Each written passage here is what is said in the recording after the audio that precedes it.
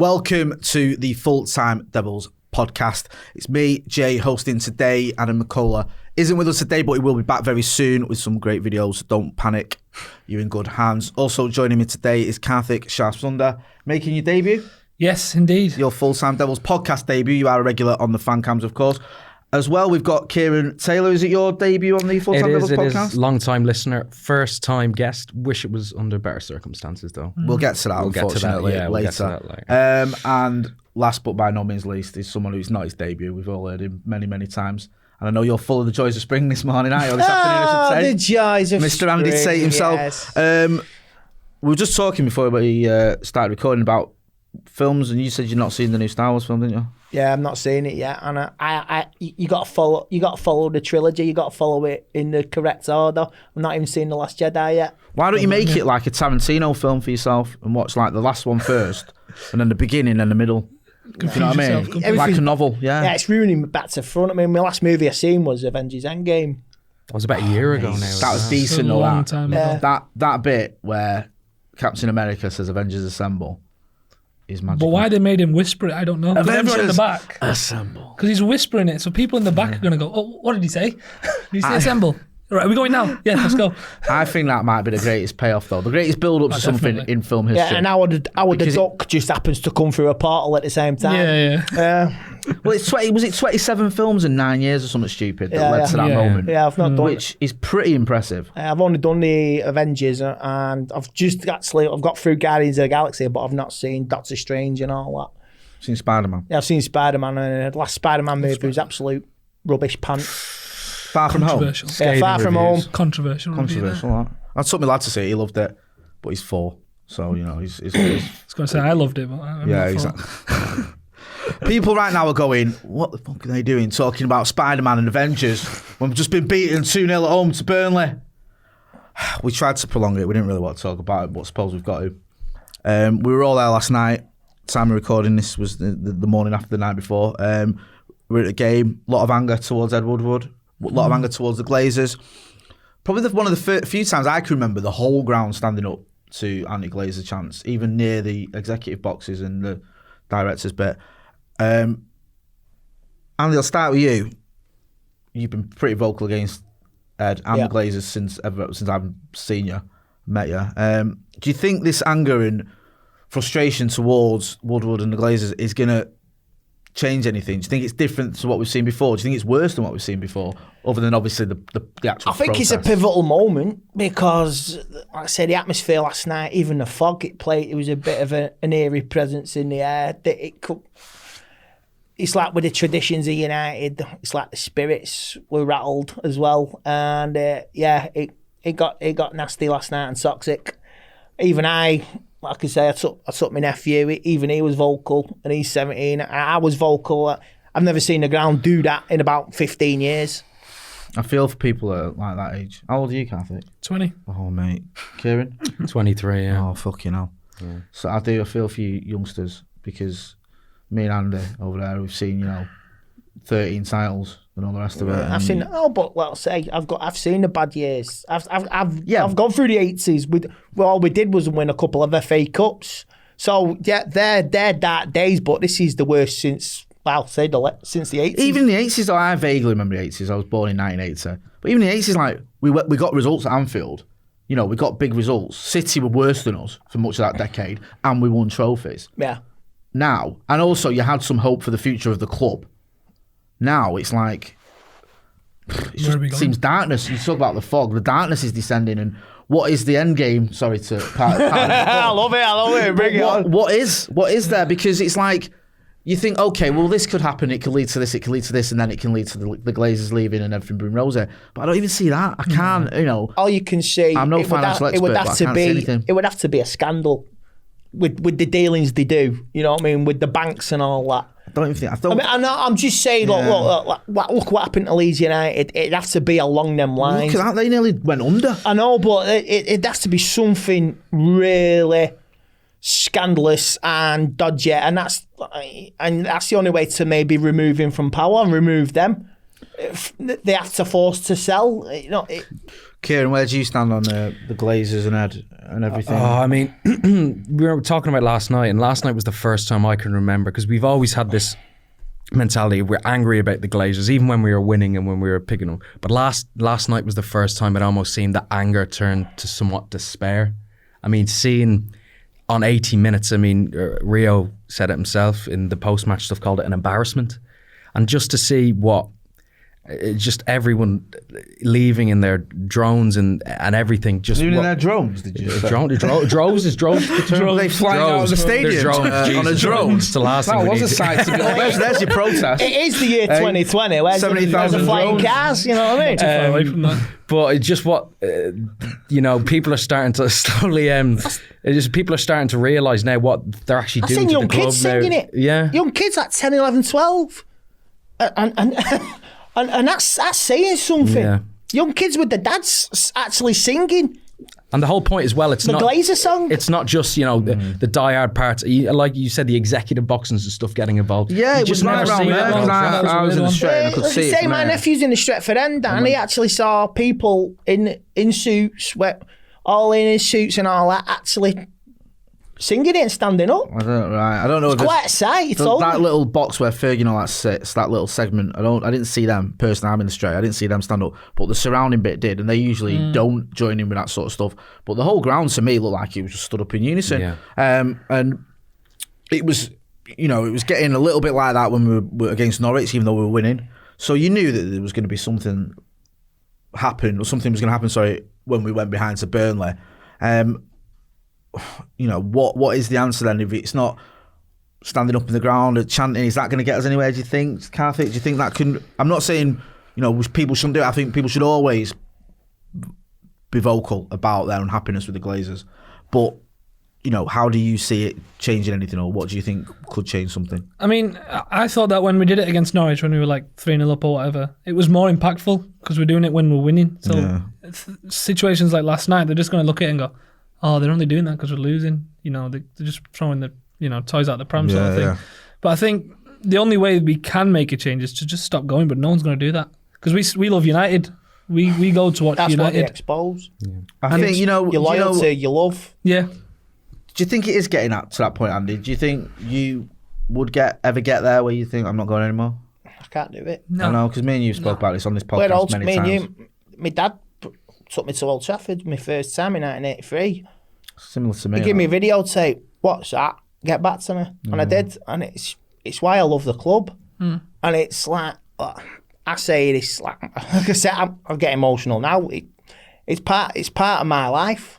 Next to me, family first, United second. It's what it is. No, I feel you, mate. I do. And, I'm the same as you. My dad took me, and my missus has started taking, my missus took me eldest. She's 9. She's been going a couple of years now. I feel for her because she's, I've said this many times, she's watched us get beat off Derby, draw with Rochdale, last minute winner against the mighty Rostov. She's seen some absolutely epic clashes. But, she loves going, and I want to take my lad as well, like my dad took me. He's 4, so he'll be good. I want to take him maybe this year or next season. But I'm almost at a point where I'm thinking, is it, yeah, am I part of the problem? Yeah, my dad gave me the videotape to the history of Manchester United, and I must have watched it a dozen times, about 9, 10 years old, to get what the club meant. And I went to the FA Cup final in 1985. I actually got what it meant at 10 years old. Yeah. And that was even during the Barron years. Sorry. No, go on. Sorry, that was even during the Barron years from 85 to 90. I never stopped loving. I never stopped going. I just went for the love of the game because, it's Saturday afternoon. I'm going with my dad. I'm going in the Stretford End. I'm going in the Stretford Paddock. With my dad. Like I say, my mum's out doing shopping with my little brother. You know what I mean? I'm going to football with my dad, and that was like me and my dad doing it on the way. Go on a match on the weekend. I still remember my dad like a Wednesday night once saying to me, "Well, go and get your scarf." What you know about? Go and get my scarf. Go and get your scarf. We'll go to Old Trafford. Yeah. Said that to me in 89. Get 1 o'clock. Go and tell your mum. We're going. Come on, get your scarf. We're going 1 o'clock on a Saturday afternoon. Well, I think if I said that to my lad now, he'd be like, "No, you're all right." See, BB's has just started. I'm good. And I'd probably be like, "You know what? I'll stay in and watch that with you." Ciaran, Ed Woodward's getting a lot of flack as usual. justified? Is it all his fault?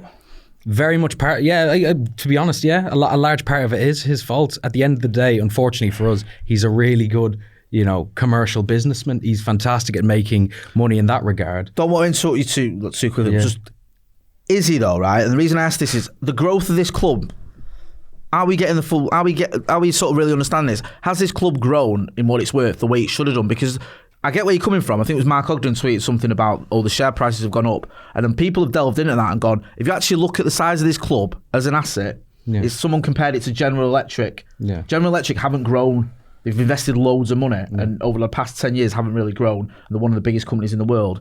And there's an argument that United have grown slightly, but for a club that size or an asset, if we're going to talk in business terms, that size, we should have grown a lot more. So do you think he's flattering to deceive even on that bit, or do you think he's doing that bit well? No, but there's also, like you mentioned there, I mean, he's made business, but the club hasn't been invested in properly as well. I mean, just look at the stadium compared to other stadiums around the Premier League. It's nowhere near as up to scratch. There's just leaks and everything. It just leaks and everything. The phone reception's really poor as well. It's awful. No, I'm being honest. When you're trying to Can't even tweet after. I'm sorry. That's a large part of modern football stadium. But Can I just say I'm quite happy to have no phone connection in Old Trafford. But when you're trying to text family and trying to talk to people at half time, you cannot reach anybody.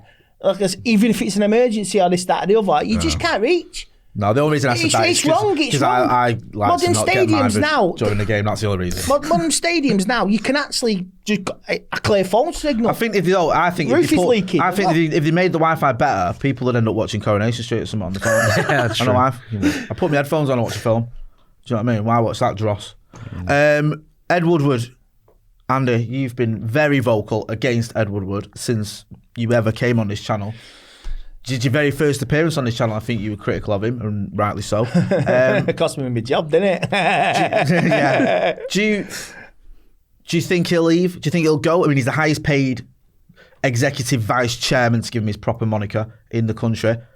As Kieran's just alluded to there, he is making some money for Glazer, and more importantly, he helped them buy this club with his strategy. If you want a piece of fans, get the fuck out and go to the business side. Does he though? Does he want a piece of fans? Does he care? I'm sure he does care, but from a football point of view, what the fuck does he know? Karthik. 17 months ago, we're on the lookout for a director of football. Jesus Christ. Where is it? Because no one wants it, because it's not an actual director of football. That's what I'm hearing. It's not. No, but thing is, I've said this before. It's not the actual director of football role that you think it would be. Director of football, Liverpool, Man City. You don't hear about them. You don't hear the names get mentioned, but they're in the background. They're doing the job, and they're helping the manager. They're helping the structure of the players and recruitment. We ain't got it. We've got a guy who knows the banking system. He don't know the fucking offside rule. He don't know fuck all about fucking VAR probably. He knows fuck all about emotions and football. He don't get it. He's born with a silver spoon in his mouth. He comes from, like, I would say, the David Cameron generation. You know what I mean? I don't doubt his business ability, and he's a family man and all that. But if you don't know anything about this great game on this planet with a round object, it's not for you. Unfortunately for us, though, money talks, doesn't it? And the longer he keeps making money, the longer the Glazers are happy to keep him sat there. And it's fucking just put him aside. Yeah, if it were that easy, it is that easy. Obviously, if he's got any heart, any dignity, if this is like still going on next season, just move aside. Yeah. There is an argument, I don't know if it's true or not, that he's not a United fan, he's a Liverpool fan. Right? No, hear me out. And if someone's paying you 4.3 million quid a year to oversee Liverpool's shambolic decline, and the fans were all the Scousers were chanting, we hate Andy Tate, would you care? Fine. If you were getting 4.5 million quid a year and you weren't a Liverpool fan, would you care? It's a good question, but it's the money, but that's no. I'm not saying he revels in the hatred. I'm just saying he's probably not bothered because he's getting paid loads of money and he's not a fan. I'm old school. Yeah. I have a general love for this club. I mean, he doesn't. That's my point, mate. He doesn't. To be fair, he doesn't. It's a job to him. Where did he go when we needed him? He went to the Rugby World Cup final. Exactly. With his cronies, and we were losing. Who we lose to? Bournemouth, was it? Where the fuck was he? Yeah. He's on the other side of the fucking world. I mean, I'm going to have to ask. We have to sort of, we've all made our feelings on Ed Woodward clear. I don't think there's anyone on this podcast who thinks he's doing a good job on the football side of things or wants to continue. But where does the manager stand in this? Ciaran, I'll start with you, because yes, I don't want the Glazers at the club, and I think they've bled this club dry. The money we've spent, we've wasted. There's been no strategy. It's been a shambles. Yes, I don't want Ed Woodward at his club. I think he's got no football knowledge and he shouldn't be involved in making football decisions. But that doesn't change the fact that you can think all these things, not mutually exclusive, that I watched United get beat 2-0 last night, and when we were losing 2-0, I saw Jesse Lingard, who's not scored a goal or had an assist in over 12 months, and Luke Shaw, who's got, I think, 2 goals in his entire professional football career, albeit he did score a goal that was disallowed, being brought on last night. Now, surely the manager's got to take some responsibility here for the performances and the tactics that we're seeing against a relatively average Burnley side. I mean, the whole season we've struggled to beat these teams who play these, I don't want to say part of the bus, but, deep line defences. And unfortunately, when you don't have Paul Pogba in a team, and I say Paul Pogba because in my eyes, he's probably the only out-and-out creative player that can hang in the top 4 in the Premier League, standards-wise. A lot of people, there's been all this Ollie out, Ollie in. It seems to be, dividing a lot more each day. And I've had this debate many times with my mates who aren't United fans who say, look, he's just not cutting the mustard. He's not. What more, like with the players he has right now, he's brought in 3 players this season. I think we can all agree those 3 players have improved the squad, whether marginally or a lot. They have improved in areas. He needs more. We are 21 days into this transfer window, and how on earth, and not even just, it's not as if we had problems this month. Leading up to it the whole season, we've been saying, if we improve in January, and then we put all our eggs in the Haaland basket there. And then that obviously fell through. And it doesn't seem we have a clue what we're doing. Sorry, I'm going on a bit here. But to answer you're right. Keep going. To answer your question, does Ollie have to take some sort of onus? Obviously, he does. He's the coach at the end of the day. But my counter argument would be, like you said, you got Jesse Lingard on the bench who hasn't scored an assist in the league for a year. You got Luke Shaw who's 1 career goal to his name. You got one. I gave him 2. Sorry, I think 2. You're right. It's one. Yeah, you got Diogo Dalot. Diogo Dalot hasn't kicked the ball in, I'd say, since May last season. Eric Bailly, who was on the bench, who's coming back from 6, 7, 8 months, whatever it was, on the touchline. He needs more bodies in there. He's been clearing out the deadwood, as we've been crying out a manager to do, and he has been doing that. But when you clear people out, you have to bring people in, and there's just been not enough of that. Yeah, I agree on pretty much everything you've said there. Karthik, where do you stand with the manager? Is it time for a change? Is it his fault? Are his hands tied? Go on, as the kids say. I've never said that in my life. I said it on my Fancam last night. There's some response. Fancam, by the way. Cheers, man. There's some blame to be put on Ollie, yes, because sometimes his in-game management has been poor. I'll throw my hands up and I'll accept that. Yeah. But you have to look at what he's doing in the game, what he's got to manage in the game, and that's nothing. Now, I said it on my Fancam. If you look back at Jurgen Klopp, I don't want to talk about Scars, but I have to here. When he came in, look at that team that was there, and look at the team that beat us last week, or Sunday, whenever it was. There's a massive difference. There's only 3 players from that original squad that are in there now, maybe 4. Was it Milner? Milner, Lallana, Henderson, and Origi, I think. No, he didn't inherit Milner. Milner was City, wasn't he? No, I'm pretty sure he was still there. I think Klopp signed Milner when he was there. Did he sign I him? think he might have. Just come in when Klopp was there. So out of this team, So maybe 3 then. Sorry, I might be wrong. I thought about 3 to 4 3. original. So that I know just Henderson proves was there, wasn't he? even if Klopp even if Klopp did put in a system when he came in, even with those players, and they were playing exciting football, which Ollie also did in the first 3 months, he needed that recruit. He got them to a cup final. Yes, brilliant, good for him, but he lost it because the team wasn't good enough. Now that should tell you that a good recruitment policy gets you to where they are now, and that's not what we've done. Simple as that. No, I agree with that, and I think Howson made a good point a few weeks ago on one of the previews. You look at Klopp, there was a strategy there. Now, I sat down a few months ago, and you might not like everything he's got to say, but Duncan Castle did make a good point. He said about the way that when Klopp was brought in, players were brought in that fitted his style, that fitted the way he liked to play football, that fitted the system that he did. When Pep went into Man City bought Sterling and De Bruyne before Pep was even there. They knew that he was coming in. They knew that there was players he could get the best out of and that would work in his system. He's got Tiki Berry Stanley, who I was pronouncing his name wrong, forgive me, who he works with, he's known for years, who's like helped him get the players that he wants. When they went for Van Dijk and they couldn't get him, Liverpool, they waited and then went back in until they could get him because they knew what a difference was made. When they had a keeper that was underperforming, they got a new one in. They strengthened, even if it meant to spend a lot of money. When City brought a new keeper in under Pep and he weren't good enough, they got rid of him, brought another one in. They got rid of Bravo, brought in Ederson. Now, with United, it's like Jose signs, I don't know, Mkhitaryan, right, don't work out, right, that's your lot or whatever, or you swap him for Sanchez. The following summer, he wants a defender, you're not having one. He wants a centre-back, you're not having one. Moyes came in, we bought him Fellaini in his first transfer window when the squad, all right, we were the defending champions, but it was an aging team. Van Gaal came in, we threw loads of players at him. Even some he obviously didn't even want because, we had Ander Herrera sat on the bench with Wayne Rooney in midfield at one point and, nonsense like that. Falcao on the bench and Di Maria up front, it was just chaos.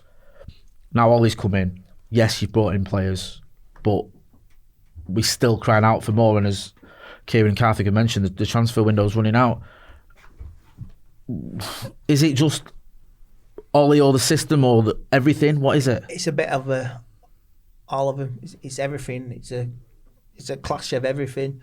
It's the team. We had a half decent transfer window in the summer. His hands are tied. Tactics, I think he needs guidance. Can I just ask you this, Andy? Did we have a decent transfer window in the summer, right? Because it was going okay. I get where you're coming from. I'm not disagreeing. I just want to ask you this question, right? Everyone goes on about this transfer window, and I don't disagree with Kieran when he said there were good signings, right? Harry Maguire for me is a good defender. I wanted Harry Maguire. I said let's get Harry Maguire. Aaron Wan-Bissaka is a good defender. I wanted Aaron Wan-Bissaka. Daniel James, 15 million, could be the worst footballer in the world. 15 million quid doesn't matter, yeah. And I think he's actually done very well, even though he looks knackered now and he needs a rest. Yeah, we brought in those players, and there were signings, but let's not forget, we basically couldn't have paid any more than we paid for Harry Maguire. You were never going to pay more than 85 million quid for him. You couldn't have paid more than 50 million quid for Aaron Wan-Bissaka. Dan James, okay, he's a bit of a bargain, but he never kicks a ball in top flight football. We also let go Lukaku, who, regardless of what you think of him, 42 goals in 96 appearances for Manchester United. We let go Herrera, an absolute first name on the team sheet under Ollie. Absolute banker, but we messed him about with a contract and he just walks away. We let go Sanchez, all right, he's a bit of a spent force, but was still a big name, if you will. We let go Smalling. We let go a lot of players as well, and we didn't replace them. So is that a good transfer window on the whole? It's a bit of half and half, isn't it? Why look at Lukaku now, top of the Italian league, got a good chance of winning it. Ashley Young's over there as well. Lukaku would have started last night. Oh yeah. If we had Lukaku, he would have started. That's Do you his game. think Lukaku would have been on the bench or not coming? He'd have started that game. That's his game. We have basically 10 days now to start the season. Sorry. Just twist it back to. Yeah, that's it. We have basically 10 days now to try and save our season. That is it. Why wasn't Fernandes ready to go January the 1st? And they're still haggling over money, 10 million. Yeah, where's this 30 million that's come out for this 16-year-old kid from Birmingham City? I said that last night. We need players now, not 5 years from now. It doesn't. I know we're buying young. We want for the future, but this is now. You want to get European football next season. You have to look now. What we need to do. We need a midfielder and a striker. Rashford is done till next season. The lad needs a rest, and the Old Trafford Medical Centre is an absolute farce. And I'm not blaming Solskjaer for that, but they have to look at themselves as well. You mean United's medical team, not United's Old Trafford medical Centre, which I think is a doctor's on Very renowned. That's an very actual renowned medical What have I done wrong? Like, Carrington some Medical GP, like, he's Carrington rather good at his job. Centre Yeah, is a joke. It's an absolute joke. I mean, who authorises Pogba? He's okay to play 2 you know what you games. made me laugh when you said like we're buying Young. Have you seen, bit off topic here, but we need a bit of like light relief, Ashley Young's announcement video? No, but I saw it in your first interview. Have you not seen it, right? I cannot advise you strongly enough to go and watch Ashley Young's Inter Milan announcement video. Is that the one where he's going, when I was young? Yeah, I was young. He's proper buzzing off the fact his name's Young. Yeah. When I played 45 games last season, I was young. Oh my God. Honestly, it's like fest. Alan Partridge goes to... Better than playing the piano, isn't it? Did you see his first interview when he got out into Milan? There was a guy who comes up to him and he goes, "Good weather, isn't it, in Milan?" And he goes, "Yeah." "Is it your first time in Milan?" "Yeah." He goes, thank you. And he goes in, and that's his first interview and joining the club. Reminds me, my days reporting that sort of questions, the sort of hard-hitting journalism you used to get with me. You used to go to Milan. Why No, I didn't. Why They sent me to Carrington a few times into the Etihad, unfortunately. And glamorous places like Preston's training ground. Good old Preston. But even though, right, just as we mentioned Ashley Young, so far in his transfer window, we've sold Ashley Young for 1.3 million quid and brought in no one. Now, I'm not going to get into the Ashley Young thing. I know people say, we need to go and all that. But we've actually got fewer players in the middle of this transfer window than we had at the start of it. Is that acceptable? You're beginning to believe that there's no money. This bottomless pit. Everything has been siphoned. There's supposed to be 70 million available from the Lukaku sale, and United were only willing to pay 40. And Lisbon wants 60 million for Fernandes. Yeah, you're going to throw 30 million at a youngster, but I'm beginning to believe there's no money at all. Kieran, you seen us linked with this Inter Milan midfielder? Yeah, Vecino this morning. What's that? Do you know what I love about this as well? What? Are we linked with this Inter Milan lad? We wanted him, Yeah.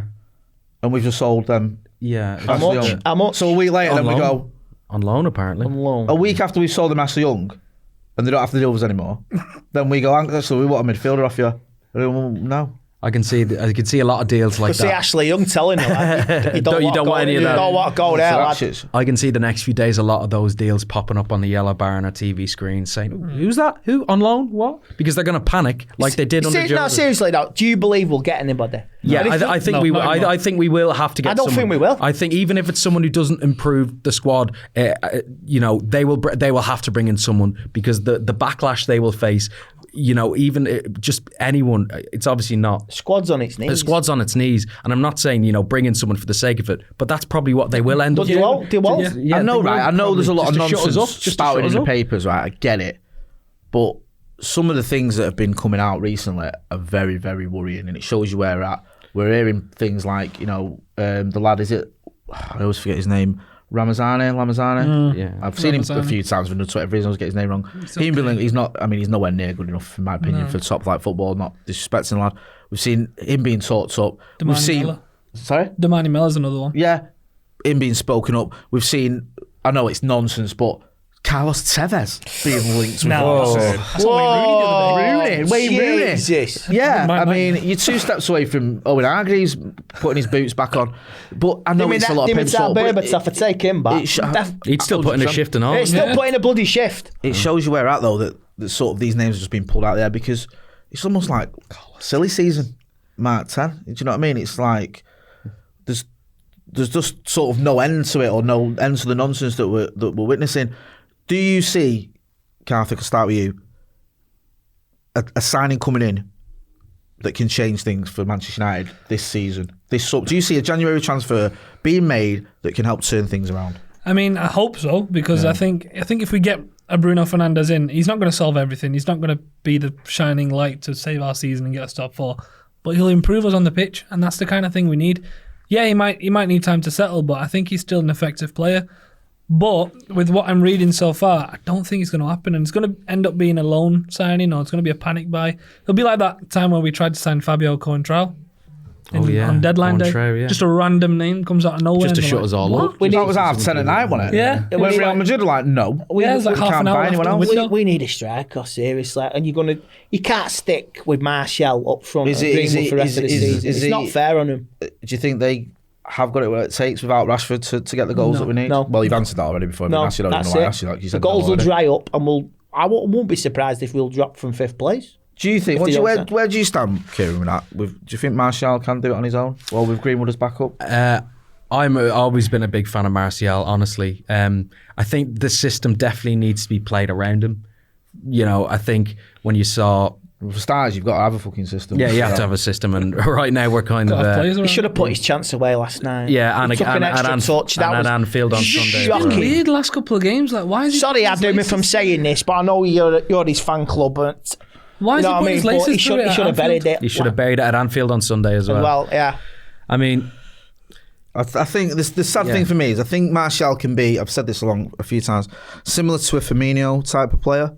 So I keep going on about Scousers, but, just They're doing things rather well at the moment. Where if you have Yeah, him unfortunately. as your sort of deep line number 9 with someone like a Rashford and another attacking, so maybe a Mason Greenwood, on either side. Between the three of them, Yeah. they can get you goals, and he can help create and get his own goals. I think when you've got him as your only striker, last night against Burnley, there was times when you needed someone in the box, and he wasn't there. Now, when Rashford's there, you get away with that because sometimes they swap. People say, "Oh, well, Rashford's always on left." Rashford cuts in a lot, and will sort of get in there a lot. Interchange. Yeah, but Martial, he's coming deep to get the ball. He's drifting wide, and when you've not got someone like a Rashford alongside you, it gets exposed. Obviously, we've not really mentioned the goals or anything about that. We mentioned Martial and his performance, but there was 2 goals obviously we conceded against Burnley. The first one, Harry Maguire at fault. Yeah, played him on side. Yeah, played him on side, didn't he? Same set piece. That is our, like I say, it's our kryptonite. Is that worrying that Harry Maguire, our 85 or 80 million quid defender, is making basic mistakes, or is that just learn from your mistakes? Yeah, is that okay? Give him a bit of a, he's up against it, and it's not his fault. Or I mean, the second one, it was like, what? I've got into a bit of a thing on Twitter because I blamed De Gea for that. I agree with you. I thought his positioning was bad, and I thought he left a massive goal. gap there, and he could give himself too much to do. It's becoming a thing now where he's just getting beaten. It's from a lot of people are like, no one would have saved that. I don't think, like I said, about 4 and a goal, they don't talk to each other. I'm not They just funny. stand there like statues and look at each other. There's no communication there, isn't there? Really? De Gea's always been like, he's always been quiet. What you Apart from give, Anfield. what you give for absolutely. somebody to just start bollocking each other. There's no one in the I change think room that can could do turn that. into like a 11-man argument though, because they're all as bad as each other at the minute. That back 4 should like. I remember Brian Robson. He said this, and Stevie Bruce. Late night, was it Fergie's reign? They lost to Norwich City, and they all went into town. They all went to a pub, and they all had the clear the air talks, and they didn't like what was said to each other. Brian Robson, Gary Pallister, Steve Bruce, they were all there. Paul Ince, and they were all there. And they had the clear the air, right? You're not pulling your weight. You're not pulling your weight. And Gary Pallister was saying, like, I didn't like what I was hearing, but you had to listen, and you can say your bit as well. But they actually cleared the air. Now, I know this squad's behind Solskjaer, and I can see that. I see they want to play for him. But maybe Solskjaer just going, all right, lads, I'll walk out the door, sort it out between yourselves as well. And if you can't take the criticism, why the fuck are you there? Do you think as well, right? We've all made our feelings clear on Ollie. Do you think, right, I've started with Ollie, do you think it's going to be in the summer? Do you think it's going to be here to the end of the season? Yeah. To the end of the season. Yeah? Yeah. Do you think long term he's the right man for the job? I can't answer that. Right. No one can. Do you think personally, I can answer that. Yeah. Long term, do I think Ole Gunnar Solskjaer is the right man for the job? No. I'll be honest with you. I'm not saying Ollie out. What I'm saying is, I think he's coming in now, he's doing a certain job, bringing through some youngsters, bringing through some players. I think long term, is he the answer? Probably not. I think we assess in the summer, if we get top 4 with a trophy, give him more time, and I hope he proves me wrong. But I think, even being honest, I see another manager coming in somewhere along the line in the next 2 years. What he's done needs to be carried on if there's another manager. It can't be ripped up. He's the bridge to the next manager. that's it. Because if the next manager comes in, he could rip that side up again, and we're starting Exactly. again. But what I also wanted to get at as well, the reason I asked that is because it's almost going under the radar a little bit, the coaching staff. Now, we've had this thing with United. When Fergie left and Moyes came in and Rennie Millenstein went and Mickey Phelan went and most of the backroom staff went, and Moyes changed the setup. He was more on the training ground, he was more hands-on, and you had the likes of Jimmy Lumsden and Steve Round, who, for the life of me, I never understood what the fuck either of those two were doing coaching Manchester United. And Phil Neville came in and Ryan Giggs, even though he was marginalised. There was a different setup. Then Van Gaal came in with a different setup, and Jose with Rui Faria and things like that. Do you think the coaches need to be taking some responsibility? Yeah, here? well, do you think the setup needs to be looked at as well? Because Ollie's taking all the flack for the performances on the pitch, and some of it rightly so. But where's Mickey Phelan in this? Where's Michael Carrick in this? Where's Kieran McKerran in this? What are they doing on the training ground where we're conceding so many goals from set pieces? Is that all on Ollie? No, it's not on Ollie, because you got to look at what goes on at Carrington. Exactly. Training. That's what I wonder. He's got right, lads. Maybe Solskjaer needs a meeting in the office with them three. Right, lads. What the fuck is going on? Yeah, because this is coaching things. Yeah. Is it not? I'm not an expert. No, it is. Do we actually do any opposition-specific coaching? I don't think we do. Because if we did, we wouldn't have problems on the set pieces last night. No, you're right. I don't know what we do in training. You play against Burnley, right? you could throw a stone out the window and you'd hit someone who'd tell you exactly what Burnley are about. Yeah. They're about big, strong, centre forwards. I thought They're about pumping the ball Phil up. Jones played okay last night. Yeah, but the bar's been so lowered, Andy, that if he doesn't defecate in the middle of the pitch, you think he's had a good game. I'm sorry. But it Fall is. over. It is. Doesn't pull a He face. fell over, but he fell over at a time where he could get away with it. Yeah. That's the only difference. And do I think Phil Jones played well? No, I don't. But I'm not blaming Phil Jones. I don't think anyone played well. And I thought Andres Pereira was the worst player on the pitch. Andres Pereira. I thought Maybe Fred was decent. Fred actually thought Nemanja Matic Fred was and Williams were okay last night. But Don't get me started. Pereira, what the fuck is he doing I on the thought pitch? when Ashley Young left, I wouldn't be frustrated at another player. All I can say is he's taken that. All I can say is he needs help. If he wants to flourish, Pereira. If he wants to flourish, maybe get a career at United, he needs somebody alongside him. He needs a footballing brain, and he doesn't have it. I don't think I've never seen a player that bad have as many chances in a Manchester United shirt. He's played over 25 games or something this season, or 20 games this season, and he's shocking. He is. And tripping someone up at the Etihad doesn't make your career okay. At Anfield, running into your own player. The Etihad, no, he did it. He tripped. He up. run into his own player. No, but my point is, when he tripped Sterling up, it was a good thing. But you can't dine out on that for the rest of your life. No. That's all he's done all season practically. He's just so poor. I mean, you get pulled off at half time, you know you've had a stinker. Yeah, and we've seen him and Jesse Lingard both subbed at half time in the last 2 home games or last 3 home games. 3 home games. Yeah. Those have been your number 10s. It beggars belief that this is where we're at. We've got players who can't score, can't assist, can't create. It's like they run away from the responsibilities. No, they're like, literally, some of them are running away from the responsibilities, and they're not taking. They're not standing up saying, "Oh, I'm sorry." They're not. That's what they do. It's like they're just running away. They don't know what to do. Why are you on the pitch then? I don't know how Angel Gomez didn't get on yesterday. I think there's something going on there, but I think maybe it was out of sympathy for him. He thought, you don't want to throw him into this mess, because I don't understand the logic at all in bringing on Jesse and. You know what? I could see even Rashford now, 18 months from now, if it's still like this, I want to go. You're almost to the point where you won't blame him. He's a United fan through and through. It'll kill it. It'll tear him apart to leave. It will tear him apart if it comes to it. You stay at the minute is because of your loyalty, rather than thinking that, go he's a player that deserves Champions League football. Is he going to get at United? I don't know. He's a player that deserves to win things as well. Deserves not to be played when his back's knackered. I know, exactly. Deserves a rest. Yeah. He deserves, like you say, I don't think he'll be back till next season, but he deserves a rest now, and he deserves the chance to flourish maybe elsewhere in the future. Before we wrap up, we're going to do our Wallies of the Week.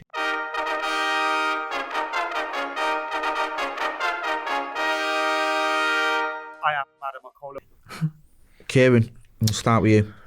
My Wally of the Week this week. I don't want to steal anyone's thunder, but it's got to be the man who wasn't in attendance last night, Mr. Ed Woodward. I think with the theme of everything going on at the club at the moment, it would be hard not to pick him, just based on the fact that I've never seen such a cohesive, I don't want to say hate, because, but it is disdain, it is kind of hate towards a man who, it's not all his fault, but it is largely the reason we are in the mess we are. And you saw the walkout last night, people leaving with 10 minutes to go.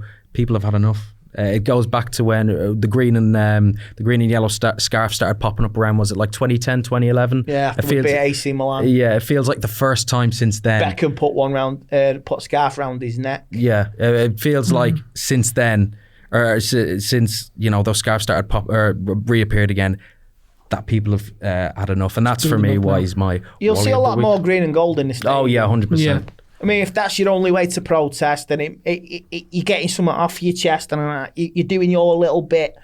That's fair enough. You do it. Yeah. And those chants will get louder as well. Oh yeah. Like I said, the next home game is it Wolves? Wolves at home, yeah. I mean, next Wednesday it could be absolutely toxic. We have 2 cup games coming up. Yeah.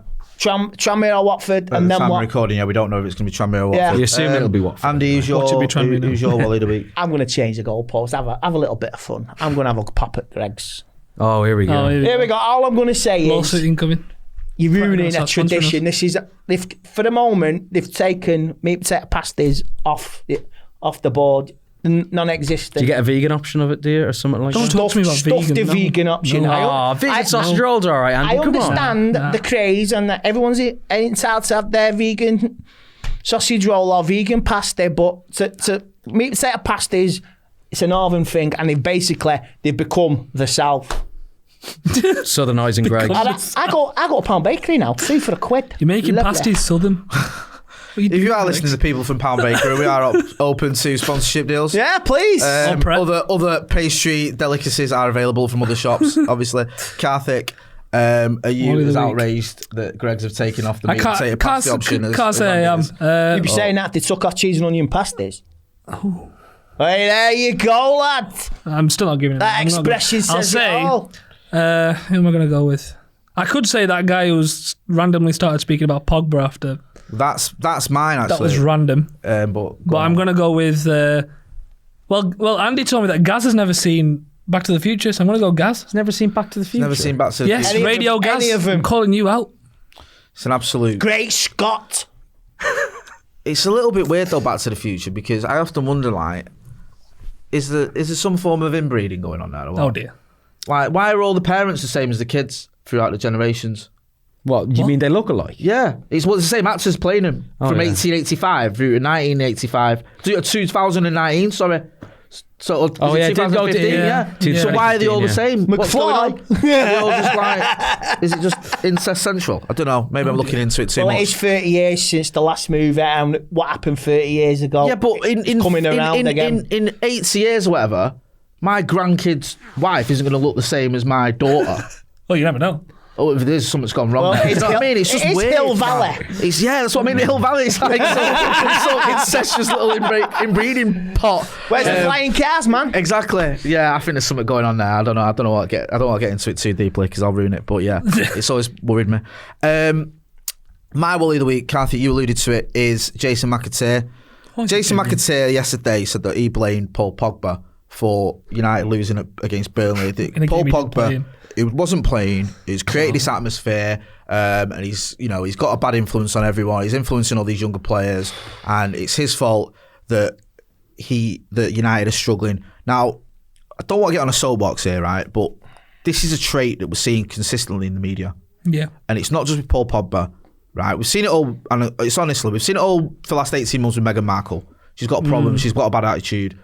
She's upsetting the apple cart. It's all her fault. She's a nuisance. We've seen it with Paul Pogba.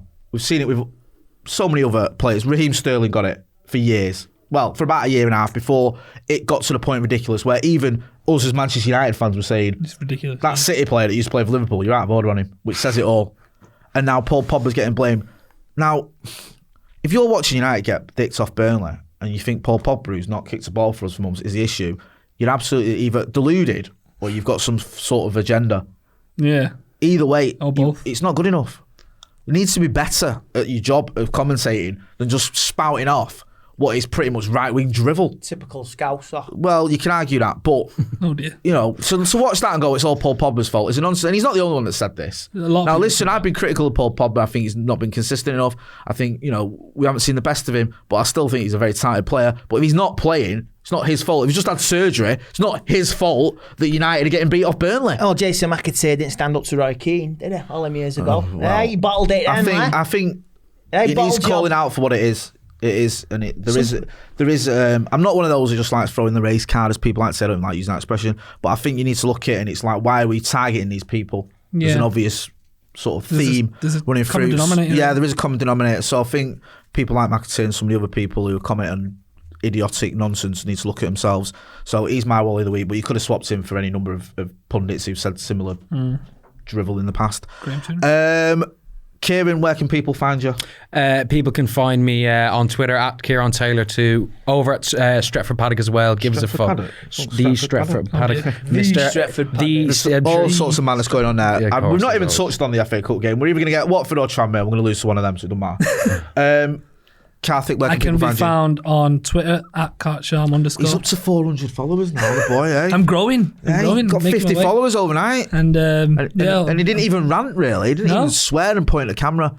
What's all that about? Talking of which, Andy? I'm on Instagram. I'm not on Twitter, but I have thought about it. You're not Twittering anymore? Oh, you don't want to be on Twitter right now. Twittering. My favourite. I know it. I would get a lot of followers. I know that. I would. I really would. You would, yeah. But the abuse as well. But I am on Instagram at and _ MUFC Tate, and I've got about nearly 1,500 people. If you want to see the worst impressions of French people or Scottish people, you should check out Andy's Twitter. Check out my impression of Ed Woodward on Instagram. Yeah, my name is Ed Woodward. Yeah.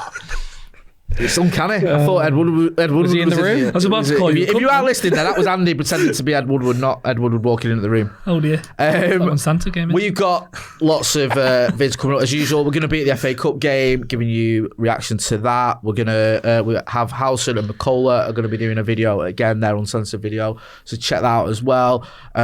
All the usual stuff. We're going to have previews, fan cams, everything you expect. So don't forget as well to give us a like, a share, subscribe whether you're listening to us on iTunes, SoundCloud, Audio Boom, or you're watching on YouTube. I've been Jay. This has been Karthik, Ciaran, and Andy. This has been the Full Time Devils podcast. Thanks for watching. Cheers.